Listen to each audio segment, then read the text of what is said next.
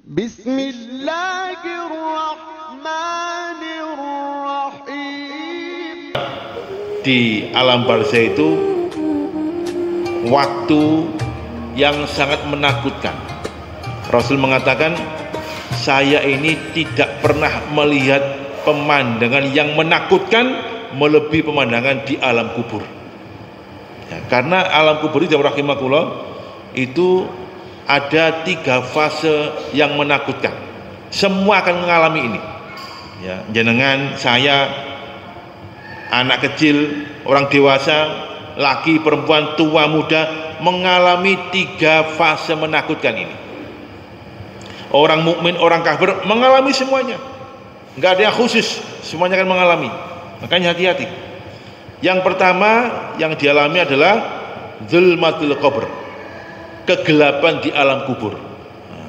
Semuanya akan mengalami. Kuburan itu gelap jamaah, nggak ada lampu nih. Meskipun jenengan pasang lampu tetap gelap dia itu. Gelap. Suatu ketika ada marbotnya masjidnya Kanjeng Nabi itu sedonya di malam hari. Rasul senang dengan marbot ini karena dia rajin, ya, membersihkan masjid dan sebagainya. Orang perempuan ini.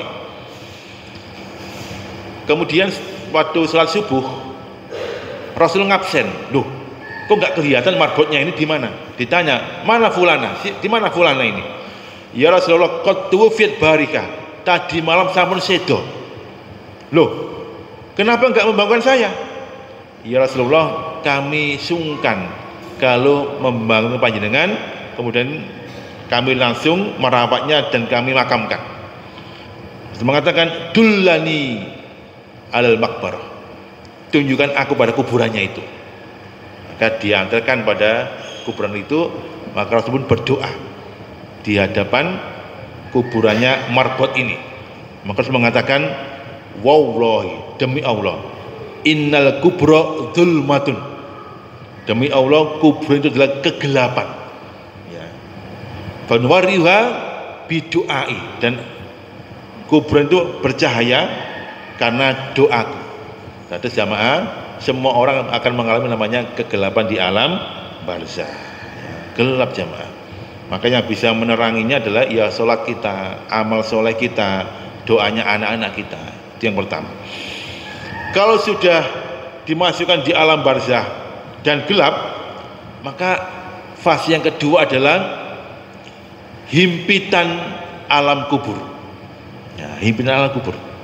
Jadi ketika kita dimasukkan, semua orang sudah pergi semuanya, maka kuburan ini bergerak, menghimpit setiap orang yang dimasukkan di alam kubur. Semuanya, nggak terkecuali.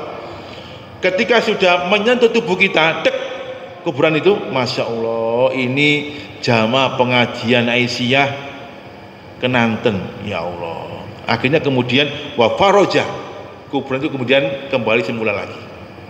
Kembali lagi dalam semula.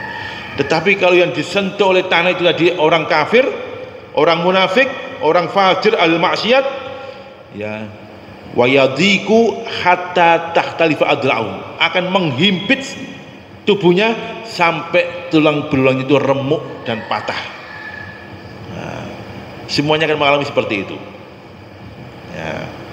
Kemudian setelah selesai himpitan, yang ketiga fitnatul kubur, yaitu ujian. Namanya ujian pasti ada soal, namanya soal pasti ada jawaban. Namanya ujian, maka ada yang bertanya. Siapa yang bertanya? Mungkar dan nakir.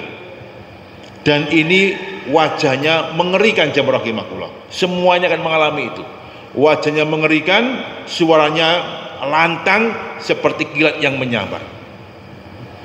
Kemudian duduk di hadapan kita memberikan 4 pertanyaan. Jangan tak palingi bocoran ini, ya, supaya saya persiapan mangke itu.